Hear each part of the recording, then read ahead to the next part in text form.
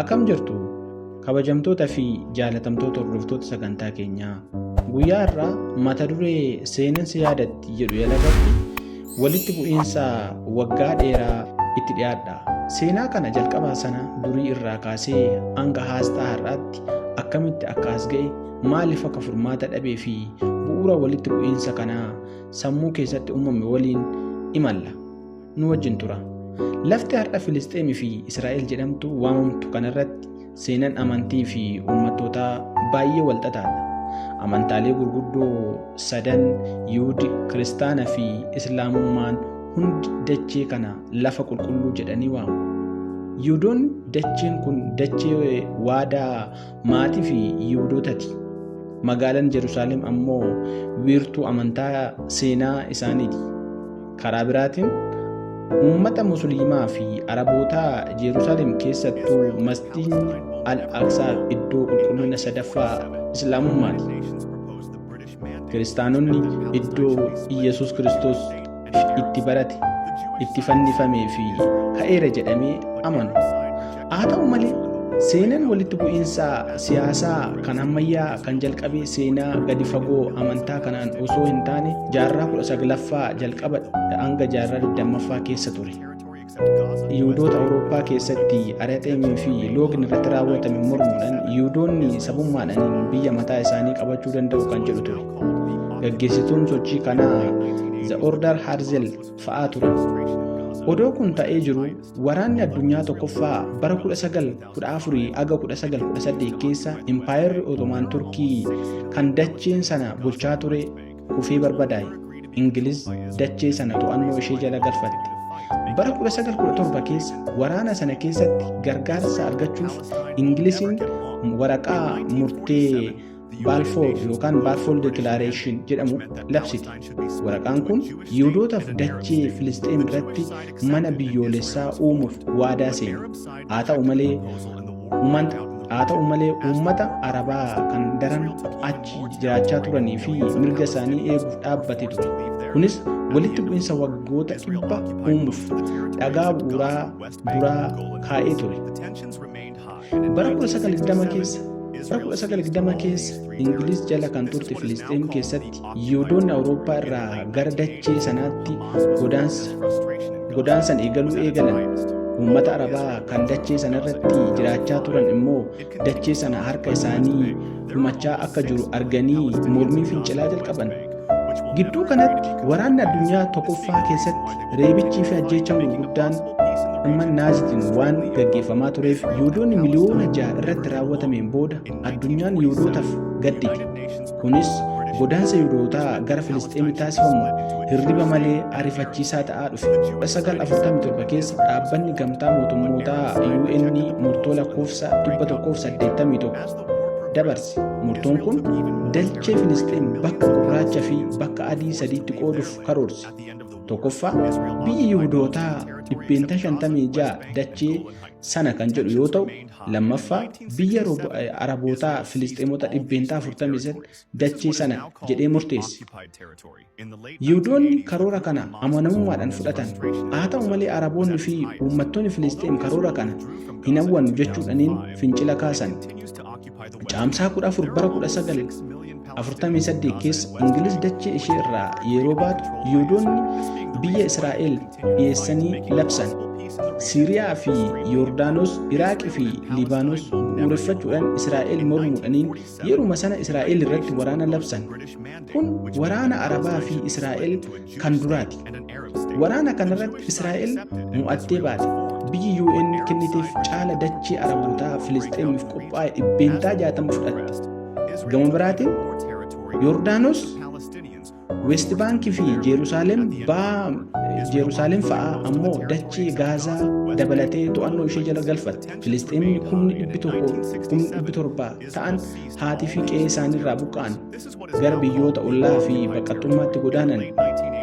Waggoottan 19 booda bara 1967 keessa walitti bu'iinsi biraan ni dho'e. Waraana guyyaa 6 War jedhamu kan beekamu irratti Israa'el haleellaa tasaatiin biyyoota Arabaa mo'achuun dachiiwwan babal'aa to'annoo ishee jala galfatte. Lola kanaanis Yordaanos irraa, West Baankii fi Yerusaalem ba'aa, Gibxi irraa dachee Gaazaa fi dirree Saanaa Siiriyaa irraa tabba Goolan waraanni bara 1967 kun bocamuu walitti bu'iinsa har'aatiif isa ijoodha jedhamee beekama. Israa'el dachiiwwan Filisxeem hunduma to'annoo waraanaa yookaan militarii opereeshin jala galchiti. Filisxeemonni dhiibbaa kutannaadhaan keessa jiraachuudhaan bulchiinsa waraana Israa'el maafiyaa jechuudha. 1987 keessa dachee Gaazaa West Bank keessatti haariinsi uummata Filisxeem dhohe. Fincilli guddaan naannoo kanatti gaggeeffame.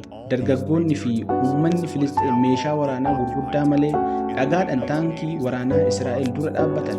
Yeroo kana keessa sochii kana biratti kan dhalate Hamaas sochii Islaamummaa ta'ee dhalate.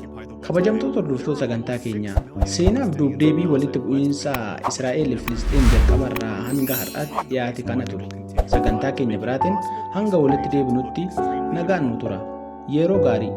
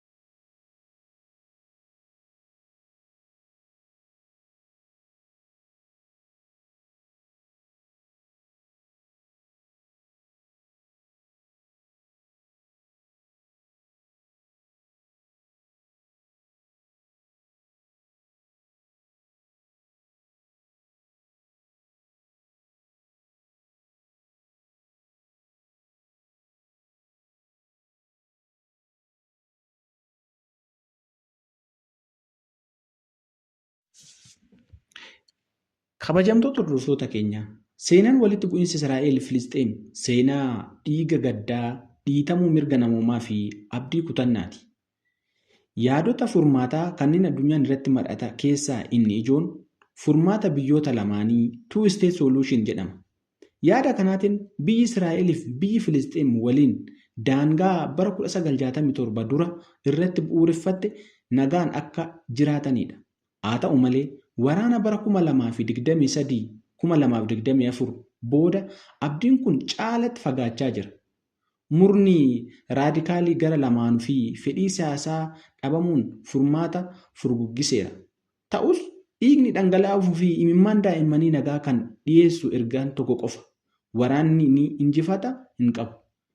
Ta'us furmaanni fi bakka maddoo sanaa